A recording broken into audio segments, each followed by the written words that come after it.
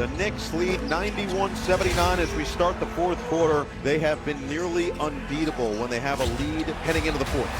C.J. McCollum in his villain arc puts Atlanta up. Brunson to tie the game, and he does! Ice cold.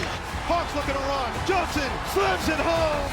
Atlanta has its largest lead. You got to play better with the lead. That's twice in the fourth quarter now. Atlanta comes all the way back and ties the series. Welcome back to another fresh hour of First Take. The Knicks and Hawks renew their series with Game 3 in Atlanta tonight. Here was Josh Hart and Mikal Bridges after practice yesterday on the Knicks' Game 2 loss. Listen. That's the game we should have won.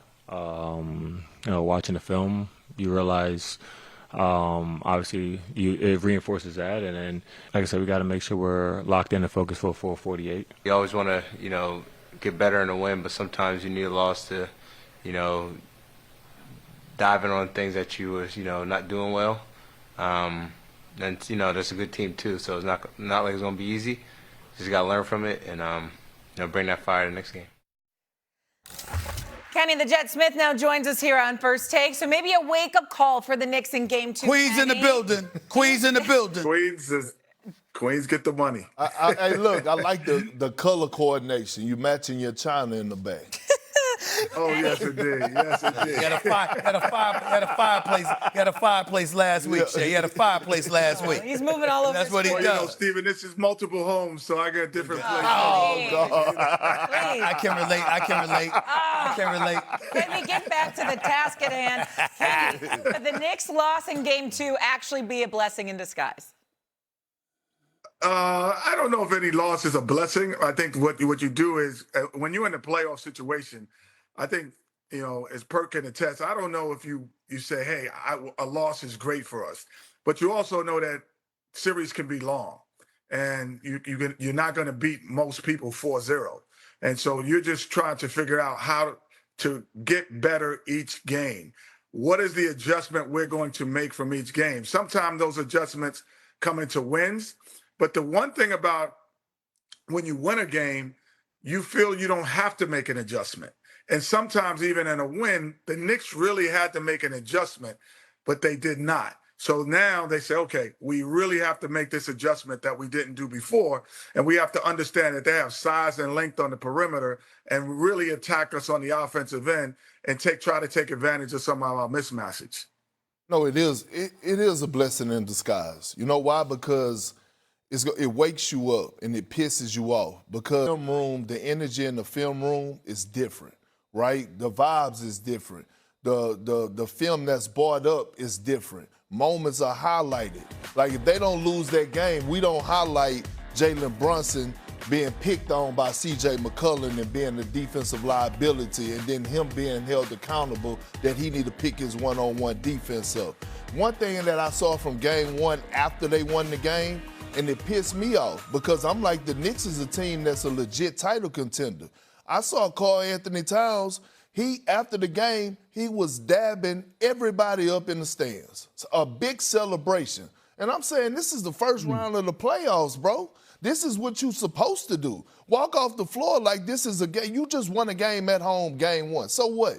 You don't see Oklahoma City doing that. You don't see the Boston Celtics doing that. And so what happens is the plane ride, the mood on the plane ride, well, if you up 2-0, you may be on there. You might be playing cards, a little Blu-ray or some guts. That energy change, right? And so all of a sudden you come out pissed off, and it bring you back to the moment. It bring you back to reality. It bring the coach to a level of accountability and say, you know what? I might need to play my double big lineup a little bit more with Karl Anthony Towns and Mitchell Robinson. I might need to feed Karl Anthony Towns a little bit more. Because, again, S.A., we wouldn't highlight, Kenny, that Karl Anthony Towns only had 2 field goal attempts in the fourth quarter. Well, let me say this, and leave Kenny and Perk up on the screen when I say this, because I want to see their face what I'm about to say, okay? You know, you bring up a valid point, and I remember it harkens me back to the World Baseball Classic when people were asking the question about them winning this stuff, and is it like tantamount to winning the World Series? And El Capitan, Derek Jeter, calmed everybody's nerves when he said, Well, those would be people who haven't won a World Series. They wouldn't know. And you're damn right, that's the truth. When you bring up Karl Anthony Towns dapping up everybody like you won something, because guess what? You didn't. You don't know any better because you haven't won yet. Now, let's be very, very clear about that. I'm watching a New York Knicks squad right now, which I'm very, very disgusted by. And I don't know why the hell we saw, sound from Josh Hart and Mikal Bridges. I'm going to be nice to Josh Hart. You understand what I'm saying? I'm not trying to upset the man. But Mikal Bridges, I don't care whether I upset him or not. I'm trying to light a fire in him. I'm not rooting against him. I'm rooting for him. In the games against the Atlanta Hawks this year, 5 games, the brothers averaging 10.5 points on 42% shooting and 30% from three-point range. How many first-round picks were given up for him? That's 6. 4 unprotected. I am going to keep bringing this up. I'm not playing. This man, I need more from him. I don't give a damn what that more is. Figure it the hell out. Do something.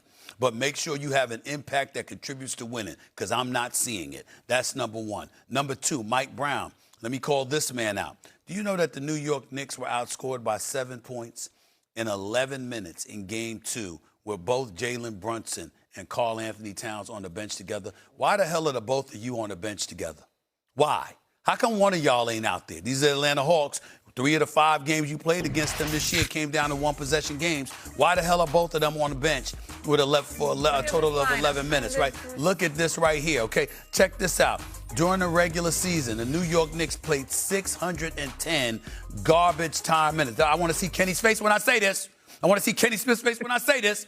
610 non-garbage time possessions with Towns and Brunson both on the bench, and the Knicks got outscored by 76 points in those minutes. That means that when they're both on the bench, it doesn't work. Why are they on the bench together against the Atlanta Hawks? I mean, these are the kind of things that I deduce. See, brilliance comes not just from intellect, but it comes from being smart enough to learn from intellectuals. See, I watch my man Kenny Smith.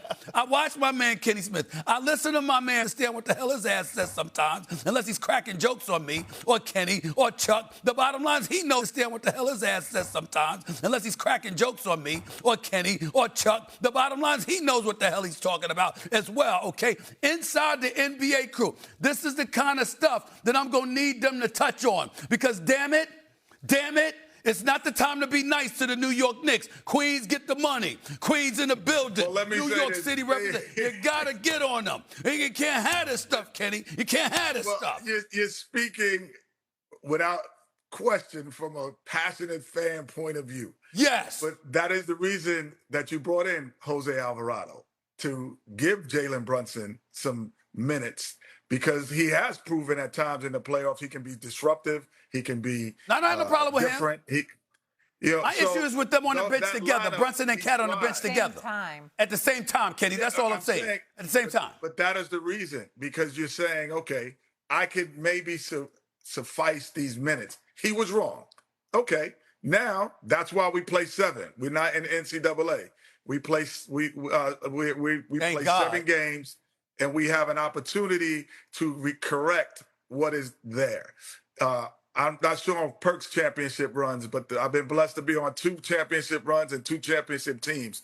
We only won 1 series 4-0. You're gonna have to beat people. You're gonna have to understand and make adjustments.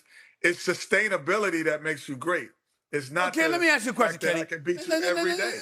Let me ask you a question, Kenny. See, Perk, you from Beaumont, Texas. You understand? I got the Queens got to ask this man this question right here. Queens in the building. We got to ask this man this question. Kenny, does it not disturb you that what you've seen from the New York Knicks in terms of grit, and I know the New York Knicks blew game 1 against Indiana last year. That's how they lost the damn series, because they blew that game 1. I understand this stuff happens. But does it not concern you, the apparent precipitous drop-off in that grit, that grind, that fight that we saw in the New York Knicks over the last 2 or 3 years, and how on too many occasions this year we're not seeing that? Does that not concern you? As a Knicks fan, I'm going to go back to being a fan then. Yes. So what would bother me is the fact that as a fan, I would always believe that the Knicks, when you say New York toughness, is that the perimeter was always the first line of defense. And Mikal Bridges was brought in to be a key contributor in that defense. Josh Hart, key contributor. They got rid of DiVincenzo, who was a grit I miss defender. him. And so their grit in terms of stopping people to getting into the paint off the dribble was lackluster in game 2. And, you know, CJ McCollum, as good as he is, his best years, honestly, we've seen. He is now on the tail end of his best years. So it's not the CJ McCollum we saw. He's been in the league for almost a decade or more. So now this is not a guy we would expect that to happen from Johnson. We would expect that to happen from Alexander. However, CJ McCollum is the guy who came in the middle of the season and not really was part of this transformation. And so that is what is surprising to me, is how easy he was able to get into the paint and get into his areas of the scoring. That concerns me more than anything. Who's going to take the CJ McCollum challenge? Thank you. And that's the part. That's the part. Now, Josh Hart, I got to give him a pass and give him his flowers. He has been doing his job. Yes, he has. His assignment has been Jalen Johnson. We knew that coming into the series. Jalen Johnson has struggled in these first 2 games.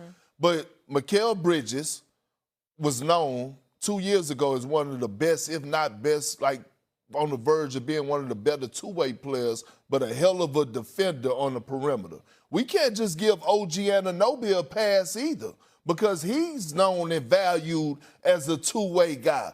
Like, at some point, yes, we could blame Mike Brown, but at some point, one of these guys got to step up and say, I got him. That's me. I want this smoke with CJ.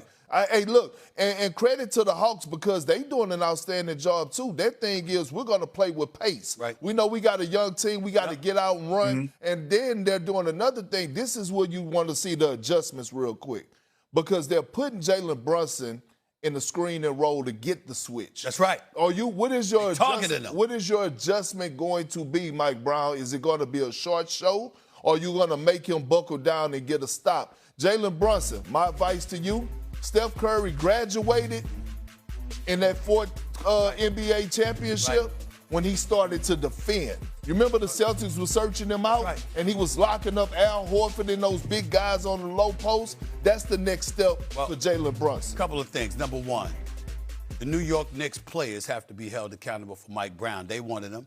If you didn't want Tom Thibodeau gone, he wouldn't have been gone. Let's just keep it a buck. Let's call it what it is. This ain't just about James Dolan. This ain't just about Leon Rose. Those players wanted a different flavor. Let's call it what it is. We ain't letting it off the hook. You wanted an easier path. You didn't want somebody as rugged and, you know, and the curmudgeon type of guy that Tom Thibodeau could be. Well, you got what you wanted. What you going to do about it? That's number one.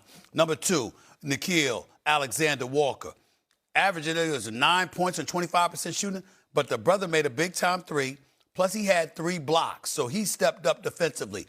By the way, since game 1, first quarter, Jalen Brunson, 19 points, 73% shooting from the field.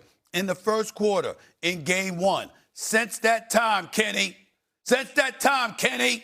all right, over the last 7 quarters, Jalen Brunson, 11 of 37, 30% from the field. Unacceptable. Now, I know what the environment in ATL going to be like, all right? Because they playing with house money. They ain't got nothing to lose, and we know Knicks fans like to travel because we look for excuses to get down to the ATL. Quiet as kept. We look for excuses to get down to the ATL. All right, so Cat's going to be there, all right? But the point is, the Atlanta Hawks fans are going to be there, too. They going to be in the building. New York Knicks got to win one of these games. They can't come back to New York down 3-1. They got to handle their business. I have one thing for you, Stephen. Yes. And Perk. We talk about the deficiencies of the New York Knicks. Maybe we're seeing Oklahoma City 2.0, the start of that in the Atlanta Hawks. And 2-3 years ago, when OKC was in this position and they were losing games, they lost in the playoffs and became a championship contender. And we were looking at Shai Gilgeous-Alexander going, man. And now maybe we're looking at Johnson going, he is that next type of guy that can bring this team. Maybe we're looking at the emergence of a team instead of the deficiencies of someone else. I am not saying that you're wrong.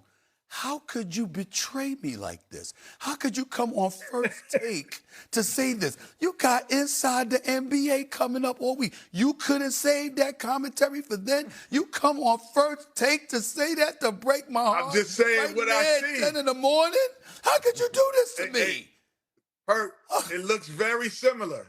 Defensive-minded, move the basketball.